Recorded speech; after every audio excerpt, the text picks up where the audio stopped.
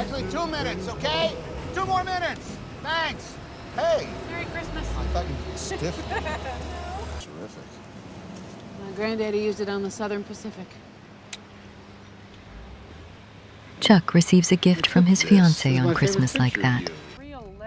But as if he had almost forgotten, he tosses her the company-issued diary and 2 towels and gets out of the car. Blue Russian house there. From Russia. My God. Chuck! Keys! Oh, that reminds me, I almost forgot. I have one Then more present he for you. surprises her by presenting the ring. Chuck is a This true isn't, romantic. An open the car kind of present. Like, say, hand towels, which were a joke, by the way. And so, Chuck, working as a systems manager for the global delivery company FedEx, is spending a year-end so busy he doesn't even have a moment to blink.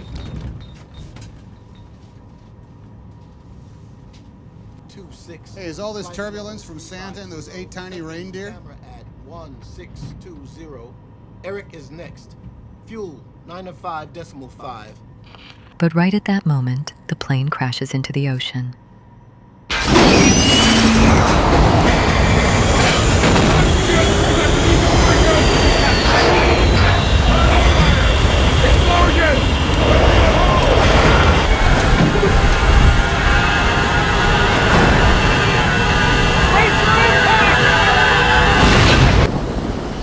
And just like that, after narrowly escaping death several times, Chuck ends up stranded on a deserted island.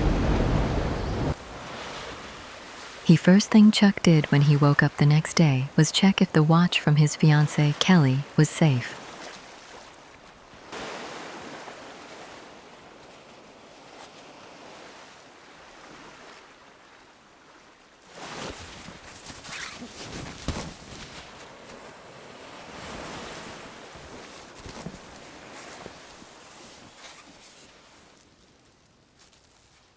Anybody!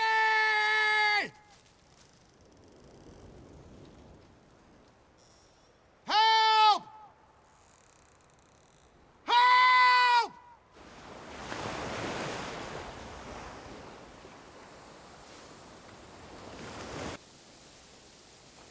He gathered the washed-up packages and the raft and headed inland, but he couldn't find the water he desperately needed right away. If water didn't fall from the sky, he wouldn't even last 2 days.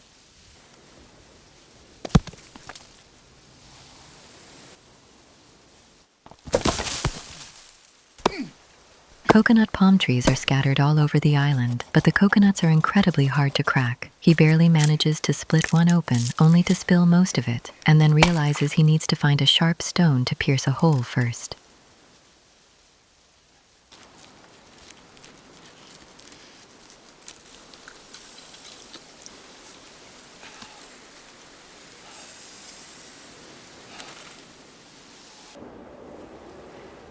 After finally quenching his thirst, Chuck writes "help" in the sand and crafts makeshift shoes to protect his wounded and battered feet.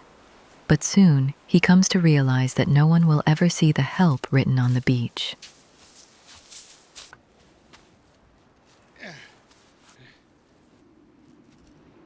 On this deserted island in the vast ocean, where nothing can be seen but the sea, Chuck discovers the body of Albert, a fellow pilot.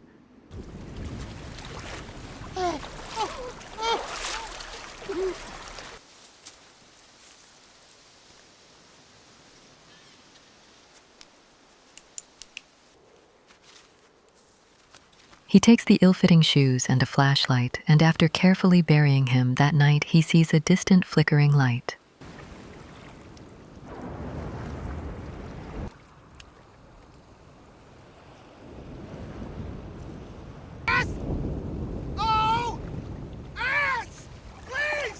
But the distance is too far for his voice to be heard. Waiting for the sunrise, Chuck begins moving toward the distant flickering light.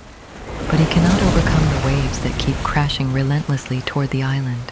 Only after his precious life raft bursts does he realize that he can never escape this place.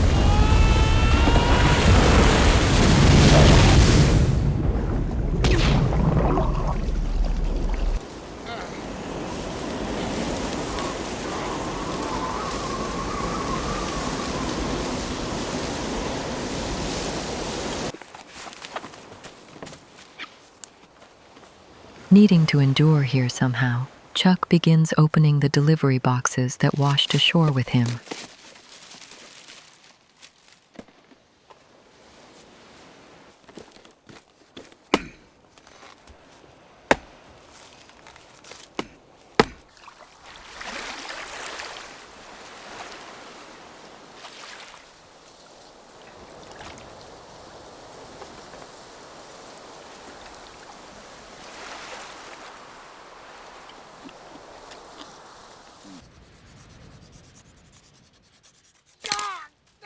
Thus, Chuck adapts to life here with various items from the package.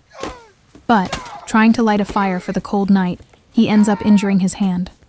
Chuck vents his frustration again today. He still cannot accept this reality today, so all he can do is shout empty sounds. After washing his wound and calming down, Chuck's eyes fall on the volleyball imprinted with the shape of his hand. Its appearance looks just like a person. Moved by this familiar sight, he makes it a bit more lifelike and names it Wilson. You wouldn't match by a chance, would you?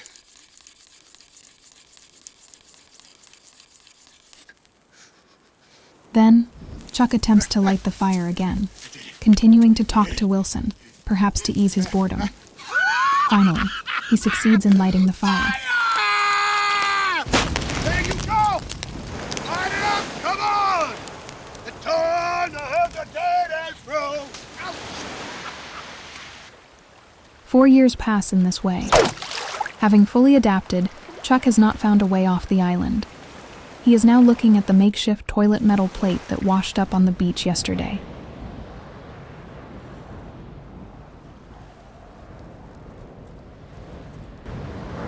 This could work. We have to make rope again. The reason Chuck failed every escape attempt was because of the huge waves surrounding the island. Wilson, we're gonna have to make a hell of a lot of rope. Thinking that the metal plate might be his last chance, he tries once more to create an opportunity to escape.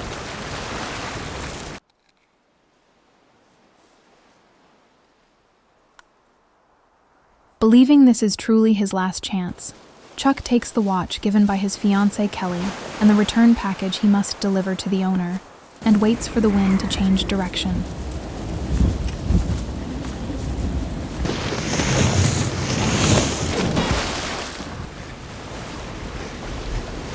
Chuck's attempt, of which he has lost count, begins once again.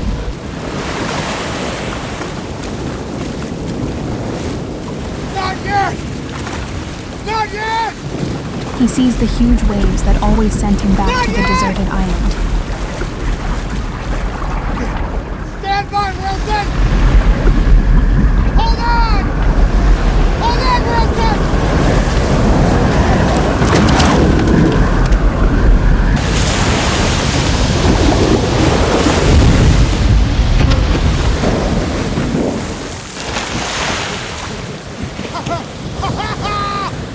I think we did it!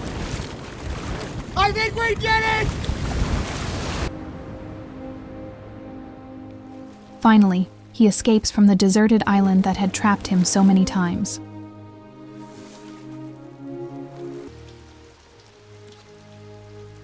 He collects rainwater in a prepared coconut trunk to make drinking water. And everything is fine until he receives a wink from a humpback whale.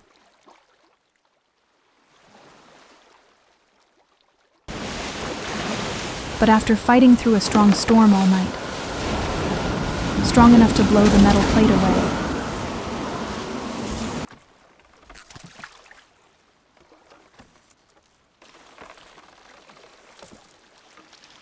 Where's Wilson? Wilson, where are you? Wilson!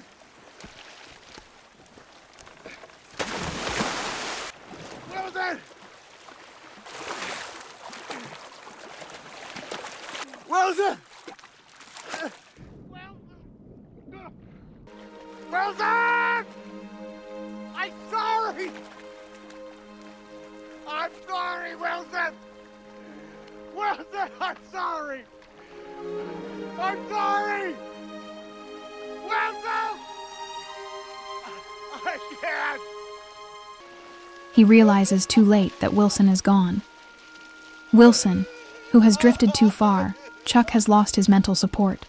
Just as he is about to face death under the scorching sun, then...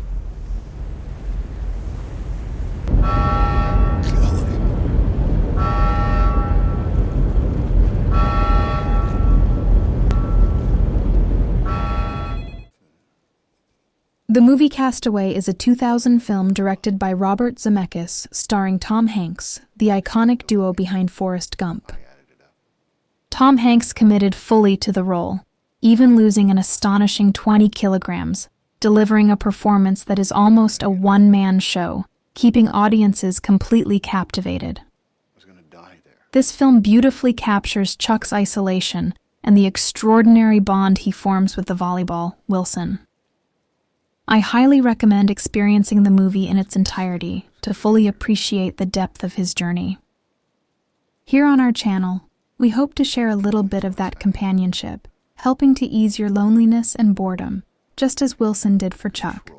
If you enjoyed this video, please don't forget to like, subscribe, and turn on notifications.